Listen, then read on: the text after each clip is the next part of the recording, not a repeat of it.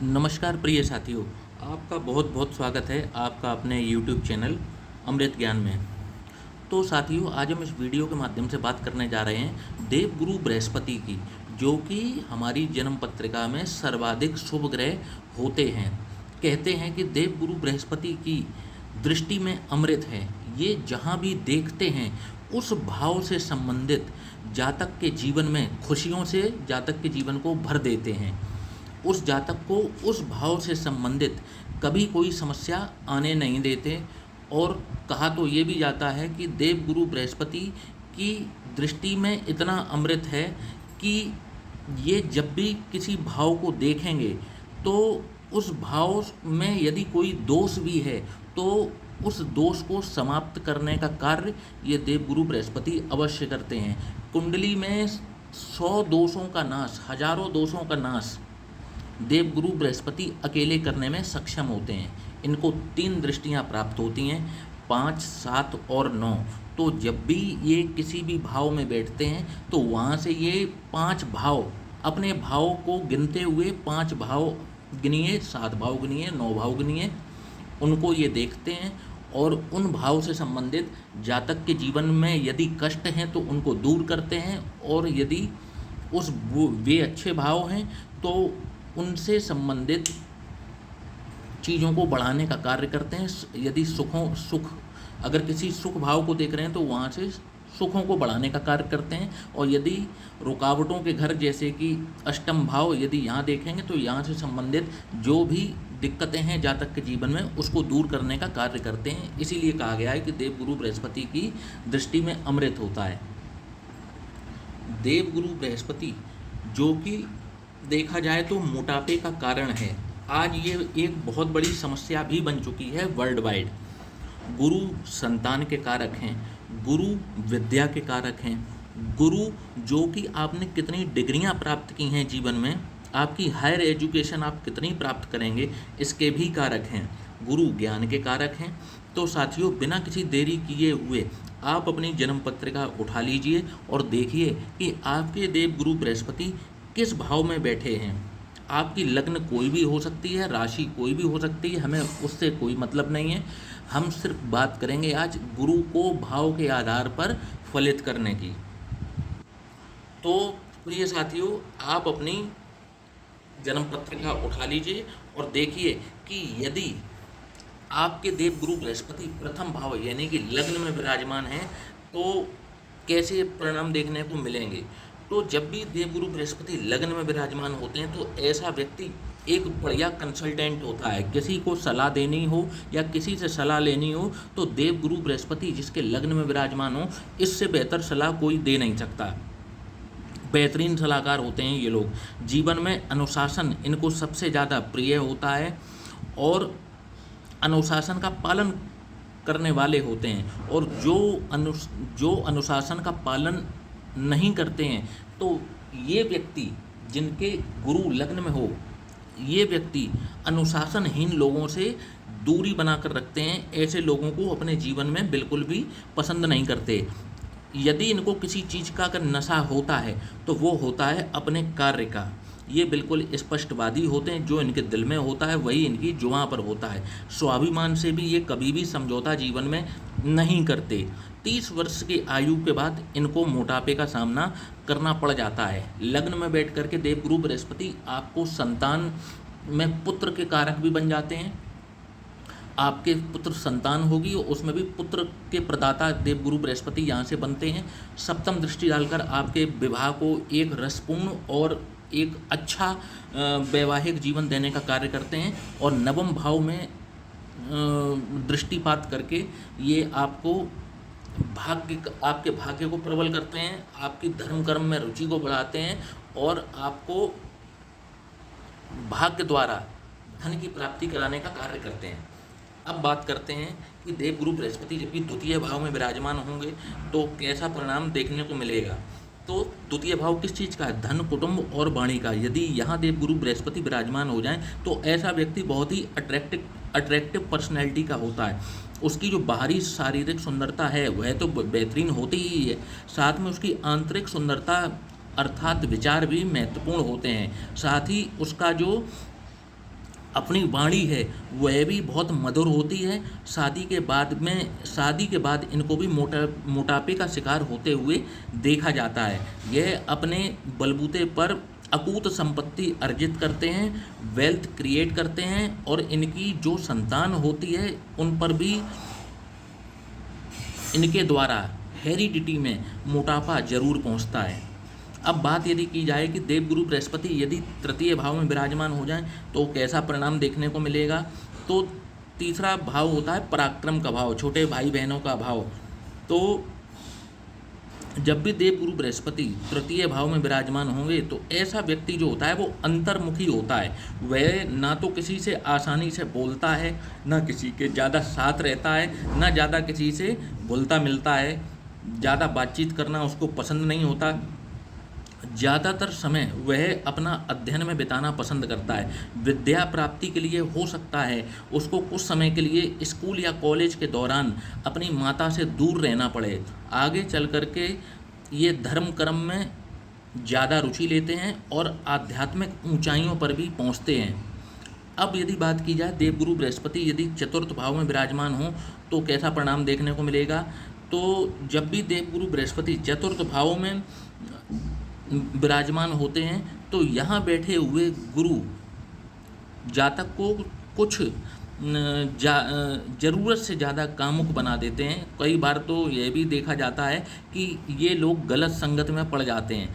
आकर्षक व्यक्तित्व के धनी होते हैं परंतु इनकी जो विद्या है वो किसी और फील्ड में होती है और इनका जो व्यवसाय है वो किसी और फील्ड में होता है। इनको या तो संतान कुछ देरी से प्राप्त होती है या फिर इनको संतान से संबंधित सदैव किसी न किसी प्रकार का कष्ट प्राप्त होता ही रहता है।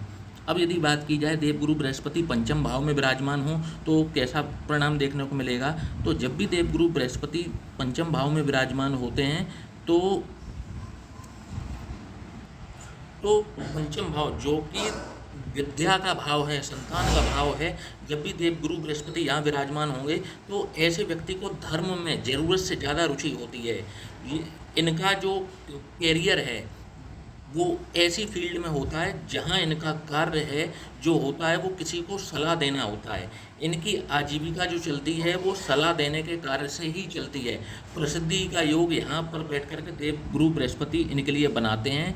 आकस्मिक धन भी इनको समय समय पर प्राप्त होता रहता है और इनको भी एक श्रेष्ठ संतान की प्राप्ति होती है जो कि इनके नाम को अवश्य रोशन करती है।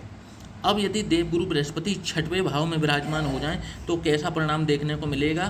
तो ये भाव जो है वो रोग ऋण और रिपु का भाव होता है। यहाँ पर जब देवगुरु बृहस्पति विराजमान होंगे तो ऐसा व्यक्ति अंदर से कुछ और होता है और बाहर से कुछ और होता है। वह कभी भी अपने दिल की बात किसी के सामने जाहिर नहीं करता।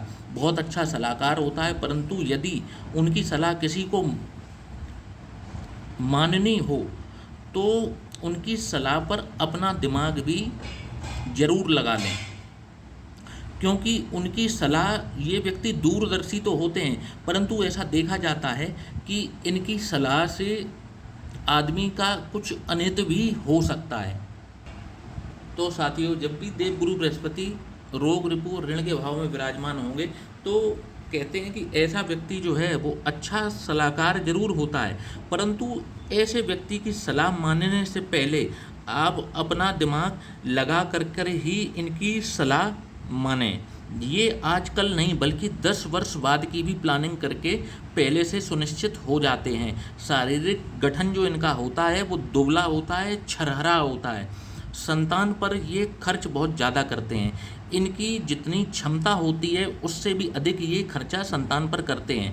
अब यदि बात की जाए साथियों सप्तम भाव जो कि रिलेशनशिप का भाव है, यहाँ पर देवगुरु बृहस्पति जब भी विराजमान हो जाएंगे तो कैसा परिणाम देखने को मिलेगा।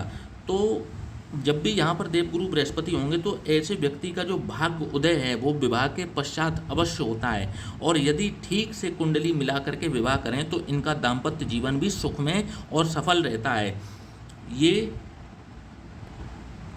ये तार्किक होते हैं और जहाँ पर भी बातचीत होती है वहाँ पर ये कभी भी अंधविश्वास या किसी प्रकार के कभी भी गलत चीज़ का समर्थन नहीं करते और अपने तर्क पर ही जुटे रहते हैं। मैनेजर से लेकर के CEO, अर्थात ये जिस संगठन में भी करियर की शुरुआत करते हैं उसमें ये शिखर पर अवश्य पहुंचते हैं। यात्रा के प्रेमी होते हैं और जन्म स्थान से दूर जाकर ही इनका भाग्योदय होता है। अब यदि बात की जाए देवगुरु बृहस्पति जब अष्टम भाव में विराजमान होंगे तो कैसा परिणाम देखने को मिलेगा, तो देवगुरु बृहस्पति जब भी अष्टम भाव में विराजमान होंगे, ऐसे व्यक्ति जो होता है ना वो चरित्र का बहुत ही पक्का होता है। वह अपनी बाजुओं के बलबूते सब कुछ प्राप्त कर लेता है। कहने का मतलब है अपने पुरुषार्थ के बलबूते सब कुछ प्राप्त कर लेता है। ऐसी चीज़ें जो उसने कभी सोची नहीं होती हैं वह अपनी विद्या और तेज बुद्धि और धैर्य से प्राप्त करता है। 40 वर्ष के बाद उसकी रुचि आध्यात्म में ज़रूरत से ज़्यादा हो जाती है और वह इसमें एक्सेलेंस पर भी जाते हैं। ऐसे व्यक्ति को अपने बहुत ही निकट के मित्रों से धोखा अवश्य मिलता है। साथ ही यदि अब बात की जाए कि जब भी देवगुरु बृहस्पति नवम भाव जो कि भाग्य का भाव है, जब यहाँ भाग्य के भाव में देवगुरु बृहस्पति विराजमान होंगे तो कैसा परिणाम देखने को मिलेगा। तो नवम भाव में जब भी देवगुरु बृहस्पति विराजमान होते हैं तो स्पष्ट रूप से ऐसे व्यक्तियों को मोटापे का सामना करना ही पड़ेगा। इनका जो भाग्योदय है और जो मोटापा है दोनों ही 30 वर्ष की आयु के बाद शुरू हो जाते हैं। ये भी शिक्षा के बल पे अपने जीवन में सब कुछ प्राप्त कर लेते हैं। इनका भी व्यवसाय जो होता है वो किसी और फील्ड में होता है या नौकरी जिस फील्ड में होती है वो, और उनकी शिक्षा किसी और फील्ड में होती है। इनकी ये या तो सरकारी नौकरी करते हैं या इनको सरकारी नौकरी आसानी से ही प्राप्त हो जाती है। यहाँ पर भी बैठ करके देवगुरु बृहस्पति राजयोग का निर्माण करते हैं और यदि ये व्यापार में हैं तो व्यापार में भी इनको कई गुना अत्यधिक फलों की प्राप्ति होती है और ये एक सफल व्यापारी हो जाते हैं। अब जब भी देवगुरु बृहस्पति दशम भाव में विराजमान होंगे तो कैसा परिणाम देखने को मिलेगा। तो जब भी देवगुरु बृहस्पति दशम भाव में हों तो चाहे ऐसे व्यक्ति ने पढ़ाई कितनी ही क्यों ना की हो, मतलब अगर कम ही क्यों ना की हो, परंतु ऐसे व्यक्ति के पास ज्ञान कूट कूट कर भरा होता है और वह व्यक्ति उस ज्ञान का प्रैक्टिकली उपयोग भी बहुत करता है। ये भी चरित्र के पक्के होते हैं, अपने चरित्र को संभाल करके रखते हैं, पूरे जीवन को लक्ष्य प्राप्ति में ही लगा देते हैं ये। और इनका भी जो जीवन है वो लग्जरियस जीवन इनका पूरा बीतता है। ना तो ये किसी पर अन्याय करते हैं, ना ये किसी का अन्याय सहते हैं और ना ही ये किसी पर अन्याय होने देते हैं, और सबको न्याय दिलाने का कार्य भी ये अवश्य करते हैं। अब देवगुरु बृहस्पति जब भी एकादश भाव में विराजमान होंगे तो कैसा परिणाम देखने को मिलेगा। तो ऐसा व्यक्ति चाहे वह स्त्री हो या पुरुष हो, सुंदर तो बहुत होता है परंतु मोटापे की वजह से वह अपनी सुंदरता को जैसे लगभग खो बैठता है। विद्या और व्यवसाय इनका भी अलग अलग होता है। कई बार ये शिक्षा के क्षेत्र में अधिक होते हैं और ये उस क्षेत्र को बीच में छोड़ करके किसी दूसरे क्षेत्र में प्रवेश कर जाते हैं। सरकारी नौकरी का जो भाग्य है वो इनको भी जरूर प्राप्त होता है और ये अगर प्रयास करें तो इनको भी सरकारी नौकरी लगभग अवश्य मिल ही जाती है यदि ये ठीक से प्रयास करें। यहाँ पर बैठ करके भी देवगुरु बृहस्पति राजयोग का निर्माण करते हैं।